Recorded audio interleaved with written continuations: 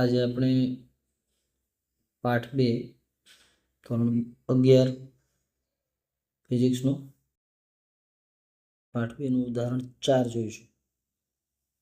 મુક્ત પતન પામતા પદાર્થની ગતિની ચર્ચા કરો અને હવાનો અવરોધ અવગણો. હવાનો અવરોધ અવગણીને આપણે એની ચર્ચા કરવાની છે.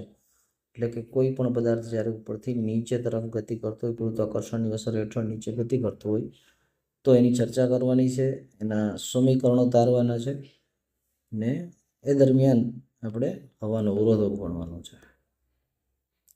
જો પૃથ્વીની સપાટીથી થોડી ઊંચાઈ પરથી કોઈ પદાર્થને મુક્ત કરવામાં આવે, ઉપરથી છોડવામાં આવે તો ગુરુત્વાકર્ષણ બળને કારણે તે નીચે તરફ પ્રવેગી ગતિ કરશે. ઉપરની તરફથી હશે તો એ નીચે તરફ કેવી પ્રવેગી ગતિ કરશે. ગુરુત્વને કારણે ઉદ્ભવતા પ્રવેગના માનને જી વડે દર્શાવાય છે. ગુરુત્વ પ્રવેગનું જે માન છે એને જી વડે દર્શાવવામાં આવે છે. આમ જોઈએ તો જીનું મૂલ્ય 9.8 છે. જો હવાનો અવરોધ અવગણવામાં આવે તો પદાર્થ મુક્ત પતન કરે છે તેમ કહેવાય છે. આપણે મુક્ત પતન જ્યારે વાત કરીએ તો આપણે એને હવાનો અવરોધ અવગણીએ છીએ, એટલે કે સતત એનો પ્રવેગ જે છે એ અચળ પ્રવેગી ગતિ કરશે.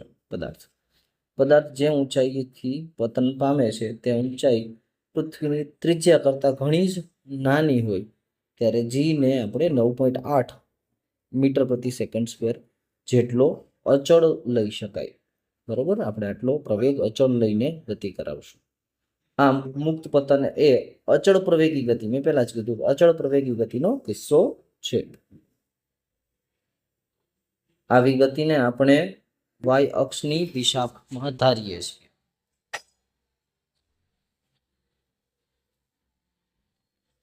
ઊભી દિશા છે આપણે -y અને y, નીચે તરફની એટલે -y ની દિશા આપણે કરી શકીએ. વધુ સ્પષ્ટ રીતે -y દિશામાં, કારણ કે ઉર્ધ્વ દિશામાં ગતિને ધન પસંદ કરેલી છે, એટલે બરોબર, આપણે -y દિશામાં ઊભી અક્ષ આપણે લઈએ તો નીચેની જે અક્ષ આવશે આપણી -y ની દિશા હશે. જો ગુરુત્વીય પ્રવેગ હંમેશા અધો દિશામાં હોવાથી તે ઋણ દિશામાં ગતિ કરે છે. એટલે અધો દિશામાં પ્રવેગ હંમેશા કઈ દિશામાં લાગે છે? નીચે તરફ લાગે છે, એટલે આપણે ઋણ લઈએ છીએ. આમ પ્રવેગ એ બરાબર -g. અહીંયા જી એટલું સમજો કે જી માત્ર એક મૂલ્ય છે, એમાં ધન કે ઋણની નિશાની નથી. એટલે જી એ બરાબર -g બરાબર -9.8 મીટર પ્રતિ સેકન્ડનો વર્ગ થશે. આમ પદાર્થને y બરાબર g, એટલે કે કોઈ જે સ્થાન છે એને આપણે y બરાબર g સ્થાન લઈ અને નીચે તરફ ગતિ કરાવવામાં આવે છે, મુક્ત કરવામાં આવે છે. તેથી v બરાબર 0 પ્રારંભિક વેગ, કેમ કે મુક્ત પતનમાં પ્રારંભિક વેગ વસ્તુને જ્યાંથી છૂટે છે, જે સમયે છૂટે છે એ સમયનો વેગ એનો 0 લેવામાં આવે છે. અને આવી ગતિના સમીકરણો નીચે મુજબ મળે છે. v બરાબર v0 વત્તા at જે આપણું સમીકરણ છે એમાં v0 ની જગ્યાએ 0 મૂકી દીધું અને -gt રહ્યું. બરોબર, આપણું જે સમીકરણ છે, આપણું સમીકરણ જે v0 બરાબર, આપણું સમીકરણ છે v બરાબર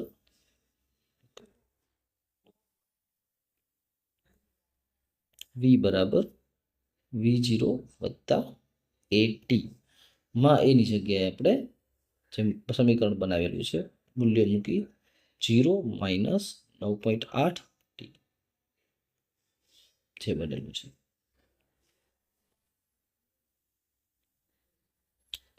એવી જ રીતે બીજું સમીકરણ y બરાબર v0 - હાફ gt સ્ક્વેર, એટલે જે v0t વત્તા હાફ at સ્ક્વેર વાળું જે સમીકરણ છે એ સમીકરણમાં મૂકતા તમને આ સમીકરણ મળશે.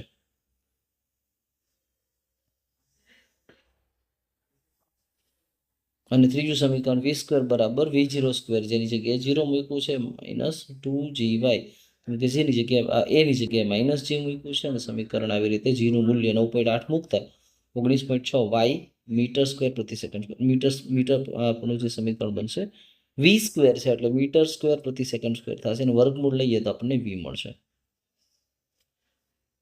આ સમીકરણો વેગ અને કપાયેલ અંતર ને સમય પરના વિધેયના અંતર સાથે. એટલે એમ કહેવા માંગે છે કે વેગ, પેલું સમીકરણ જે છે વેગ એ સમય આધારિત છે, જ્યારે બીજું સમીકરણ છે એ સ્થાન, જે પણ સમય આધારિત આપણને આપેલ છે, અને ત્રીજું સમીકરણ વેગનો વર્ગ જે સ્થાન આધારિત આપેલ છે. એટલે આ ત્રણ સમીકરણો જે છે એ આપણને સમય ઉપરથી અને સ્થાન આપે છે અને વેગ આપે છે.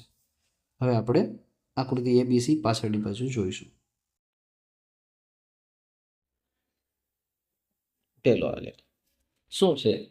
તો સમય સાપેક્ષે પ્રવેગમાં કોઈ ફેરફાર થાય છે? તો કે આ સમય જાય છે અને એમાં પ્રવેગ અચળ -9.8 જળવાઈ રહે છે.